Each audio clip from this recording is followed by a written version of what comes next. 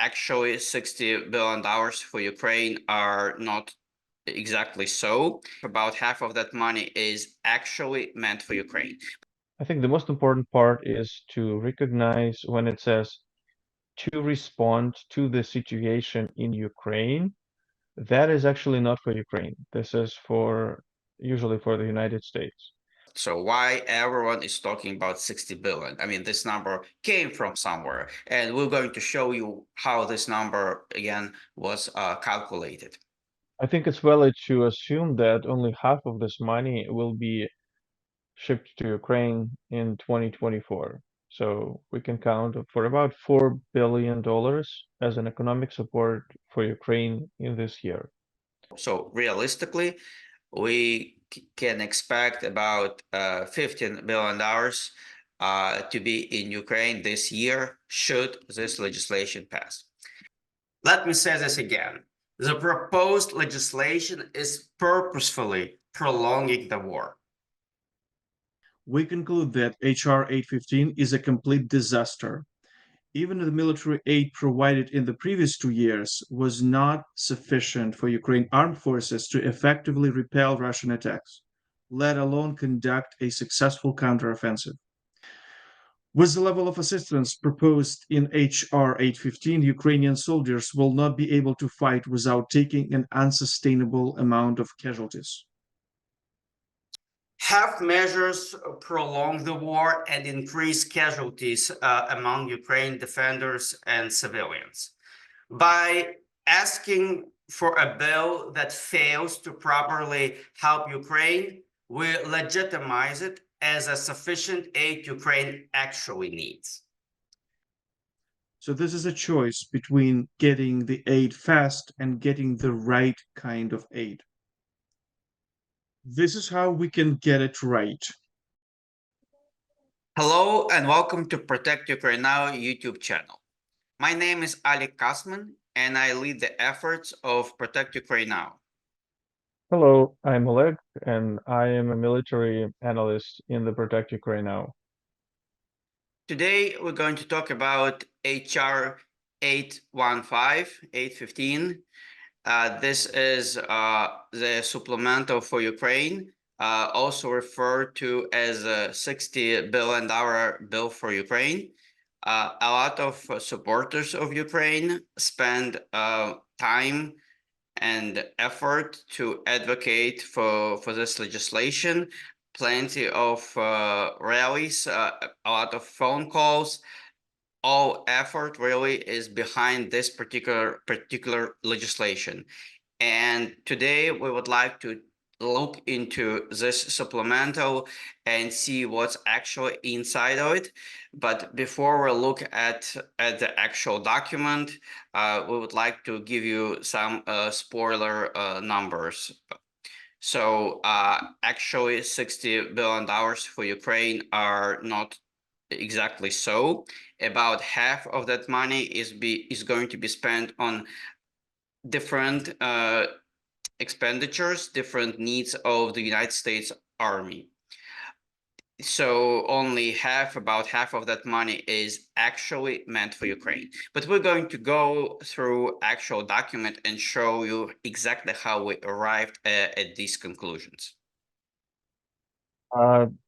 You might have heard about discharge petition that a lot of people currently are supporting in order to help HR 815 to pass. Let's take a look at what's inside this bill to see if a discharge petition is really helping so much expected and so much needed bill, or is it just not as good? Great. And you are looking at HR 815 document. The link to this legislation will be included in the description to the video. We'll go over how we arrived at calculations. And the way to do it is do Control or Command if you're on Mac, F. And you can look for, let's say, $. So $sign will tell you that there are about 101 times different dollar amounts are mentioned in this document. You can copy all of these allocations into a spreadsheet and add those numbers up to see what actually is for Ukraine and what is for other purposes. And as you can see, these numbers are come with a description. For example, right at the beginning, for an additional amount for military personnel army, $207,158,000 to remain available until December 31st, 2024 to respond to the situation in Ukraine and for related expenses. I think the most important part is to recognize when it says to respond to the situation in Ukraine, that is actually not for Ukraine. This is usually for the United States. But when it says for Ukraine, that means it is for Ukraine. So this particular 207 millions are not for Ukraine. This is for US Army military personnel, but in response to the situation of Ukraine. Exactly. As we know, U.S. military personnel does not take part in the war in Ukraine. So, for example, if we see money being given to U.S. Army personnel, that would be our own expenditure. Let's look at this document. We already went through their bill, and we copy into this spreadsheet all expense items that are included, and we'll go over them real quickly to show you what is again in this legislation. We're going to highlight the numbers that we believe are actually for Ukraine. We're going to explain why certain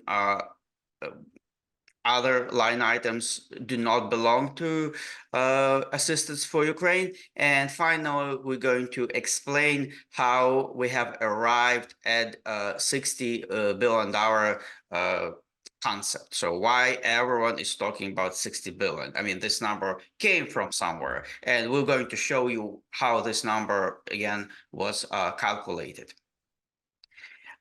The two or three columns on the right, they are for Ukraine to respond to the situation in Ukraine and get 60 billion. Get to $60 billion, right? So what are these three columns? They not obviously from the spreadsheet or not from the legislation. These are our own labels, flags. So if it says for Ukraine, yes or no, that line item that we believe is meant for Ukraine. The second column over here, if this line item comes with a description to respond to the situation for Ukraine, we're going to mark it as yes. If it is not labeled in this way, we're going to say no. Finally, the X on the last column is marking lines we believe have been used to arrive at $60 billion at the end. All right, so here we go. I think it's important to notice that the items that are for Ukraine, the first column of the three, only the items that are marked as yes are actually for Ukraine, and they will affect the situation in Ukraine. The others that are included in the get to 60 billion, they are considered for Ukraine in terms of how media puts them, but in reality, they have nothing to do with Ukraine. All right. So the first section, Department of Defense, military personnel, we already talked about it a little bit. If we see military personnel, Army, Marine Corps, Air Force, Space Force, Operation and Maintenance, Army, we know that this is not money for Ukraine. However, all of these come with this description to respond to the situation in Ukraine. Naturally, we are doing activities, exercises, motions to respond to the situation. Of course, having largest war in Europe since the end of World War II cannot be unnoticed, and obviously we are taking action, and that's costing us money, and that's where this going into. Very interesting observation. Operation and maintenance army here. It's almost 5 billion. When we are scraping our old munitions, we are also putting money into operation and maintenance army. I'm not saying all this 5 billion to scrape our old munition, but some part of that money definitely is for scraping our old munition. Exactly, and of course, old ammunition that is being scraped right now can and should go to Ukraine instead of being destroyed. Now, of course, submarine bases, Marine Corps, Air Force, Space Force, maintenance of all of these line items. It is very hard to believe this is necessary for the war in Ukraine. Highly unlikely that Ukraine is getting any benefit from submarines being fixed or else. But the Ukraine Security Assistance Initiative, also known as USAI, is indeed a program for Ukraine, and these $13.7 billion are indeed for Ukraine. What's important to notice is the dates. So the valid through column over here is showing dates for these funds to be used. And we can see that this is actually a 2-year allocation. These funds will be available until September 2025. And as we mentioned in our previous videos, USAI is not a very efficient program. It is used to produce weapons, and then when those procurements take place, Ukraine will eventually again receive that weapon, but it's not going to be very quick. Now, these numbers over here are PDA, and they are for Israel, Ukraine, and Taiwan. You may have noticed that we marked all three as no with respect to Ukraine, including the replenishment for Ukraine. The reason being, this is not money for Ukraine. This is money for the Department of Defense to get reimbursed. So we're not counting these funds as directly used for Ukraine. There's another line item for PDA allowance for Ukraine. If we were to count this number together with PDA allowance, we would be counting that money twice, and that would be wrong, and most importantly, incorrect. Columbia-class submarine and then Virginia-class submarines for about $2 billion together. They are definitely not for Ukraine, and they don't even come with this respond to the situation to Ukraine label. Some expenses are here for Israel, of course, and intelligence community management account. We believe this money could be spent for Ukraine. We have not seen a direct indication that this is going to be benefiting Ukraine directly. However, we assume it could be, and that's why we put maybe here. This is economic support for Ukraine. This is actually money for Ukraine, $7.8 billion. Again, please look at the valid through date. Most likely, this is going to be spread over a 2-year period of time. This money is allocated through 2025. Could there be other allocations? For sure, but this video is about HR 815. We're only covering this legislation. Everything else is going to be a guess and a hope. I think it's valid to assume that only half of this money will be shipped to Ukraine in 2024. So we can count for about $4 billion as an economic support for Ukraine in this year. Similarly, we're seeing here FMF, which is foreign military financing. We see 1.6 billion here allocated to Ukraine and countries impacted by the situation in Ukraine.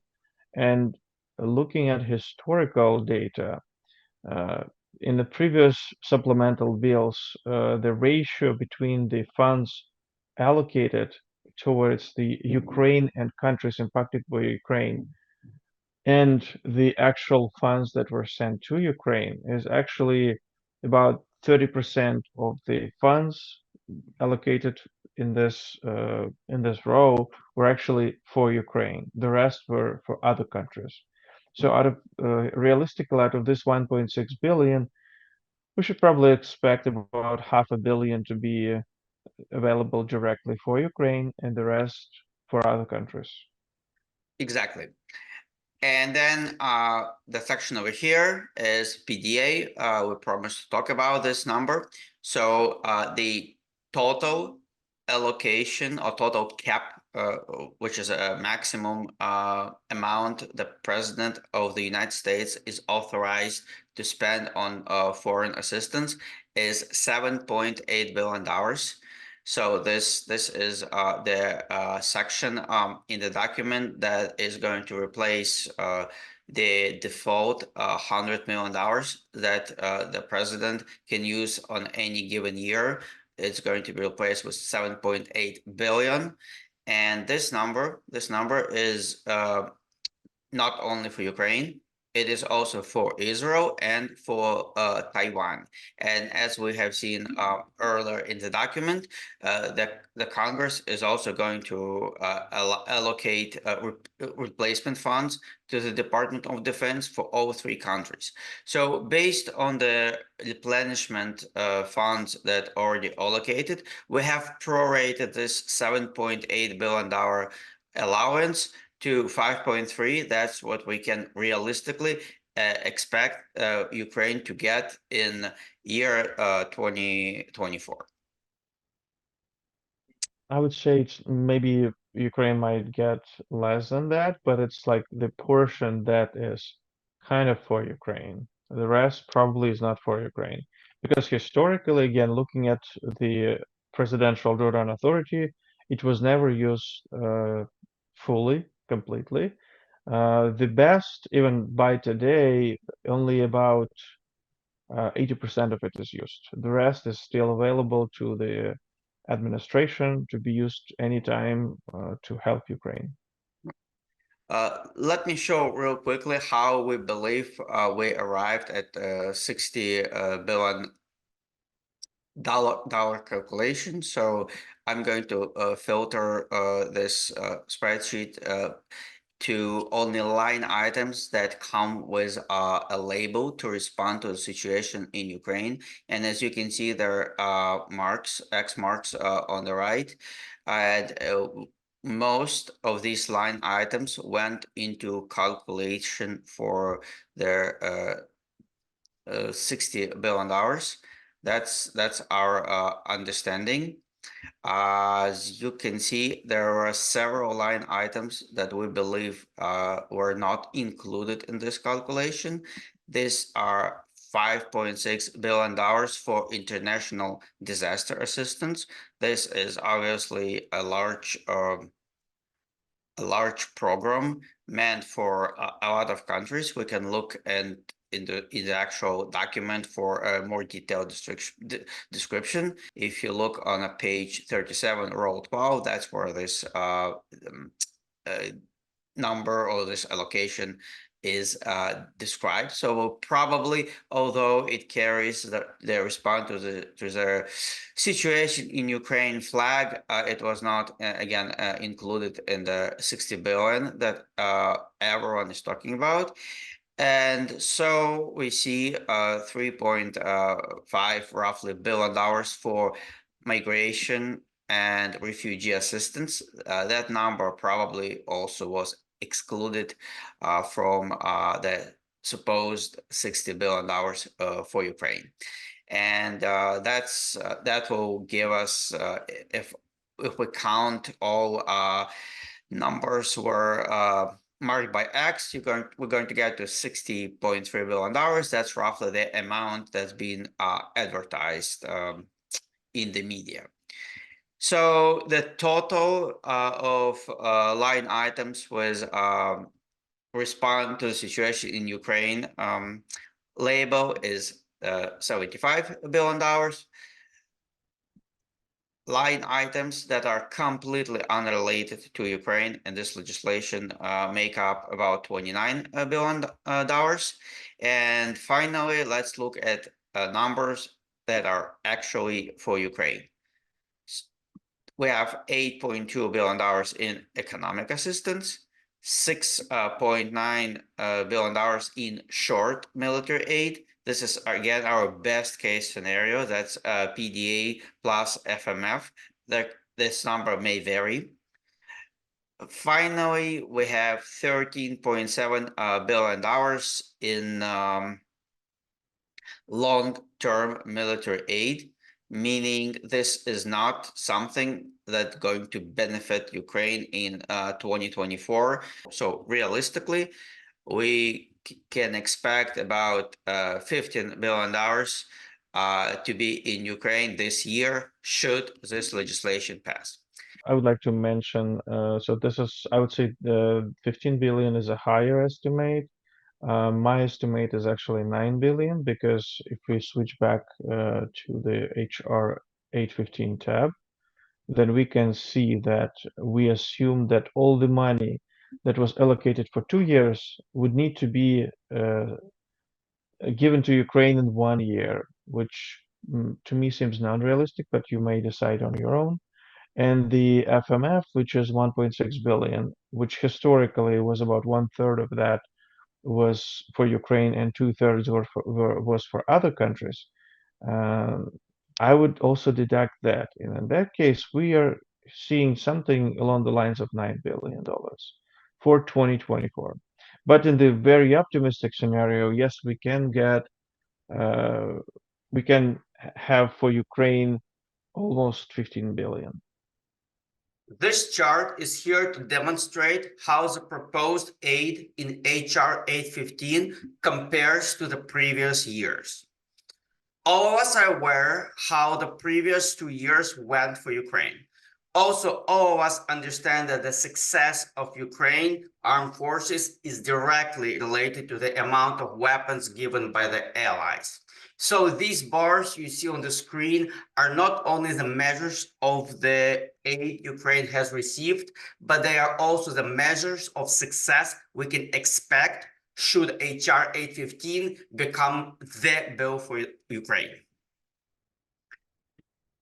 Really quick to explain the year 2022 prorated column. The full-scale invasion has started in February 2022, and the fiscal year in the US has ended in September 2022.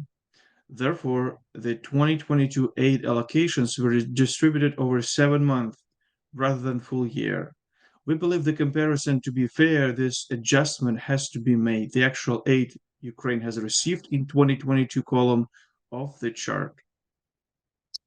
You can see that the proposed economic aid in HR 815 is only 38% of the previous years, and short-term military aid to Ukraine is only 39% of what was allocated in the past. In that same time, long-term military aid went up about 27%. The way HR 815 is written right now, the aid will be spread over a long time, thus prolonging the war. Let me say this again. The proposed legislation is purposefully prolonging the war. Protect Ukraine Now is a military aid analytics organization. We closely monitor and analyze the military aid to Ukraine since the beginning of the full-scale invasion. We conclude that HR 815 is a complete disaster. Even the military aid provided in the previous 2 years was not sufficient for Ukraine armed forces to effectively repel Russian attacks, let alone conduct a successful counteroffensive. Ukraine is still standing thanks to the brave men and women in the uniform. Everything they have done is nothing short of a miracle. They are the people that first and foremost need help from Ukraine supporters like ourselves. This miracle happens despite military aid from the US and Europe being absolutely insufficient in quantity and quality. At the same time, Russia spends 10x more than on the war against Ukraine than all the aid combined. If military aid is not increased, Ukraine will lose the war. However, with this legislation, the military aid to Ukraine warriors will be reduced by 60% from the previous already insufficient aid. With the level of assistance proposed in HR 815, Ukrainian soldiers will not be able to fight without taking an unsustainable amount of casualties. I realize many may think advocating for changes to HR 815 legislation is impossible, time-consuming, or even unreasonable to do. We believe we must insist on helping Ukraine the right way, and here's why. Half measures prolong the war and increase casualties among Ukraine defenders and civilians. By asking for a bill that fails to properly help Ukraine, we legitimize it as a sufficient aid Ukraine actually needs. Also, passing half measures legitimize claims that Ukraine cannot win. Should HR 815 pass as it is, 6 months down the road, we would have to be explaining why after getting 60 billion in aid, because this is a number everyone is going to remember. So we would have to explain why after getting $60 billion in aid, Ukraine still struggles to make any progress. As time goes by, this is going to be harder and harder to ask for yet another supplemental bill. 2 years later, we can feel this already. This is how we can get it right.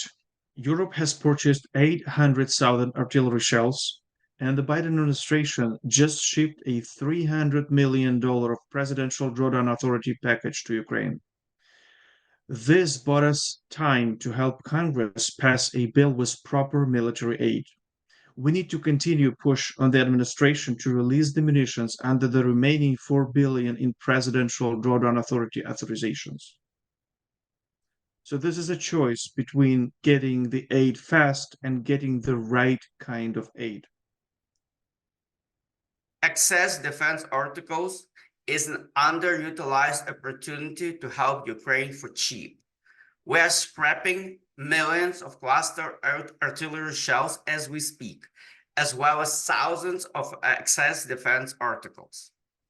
Part of the Pekin cluster shells being scrapped were shipped to Ukraine in a recent 300 million PDA package. This is a very good news.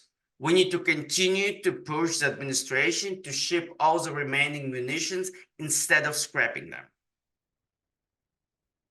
Here are the changes that can make day and night difference to HR 815. We can ask to lift 500 million global limit on excess defense articles exclusively for Ukraine for the duration of the war.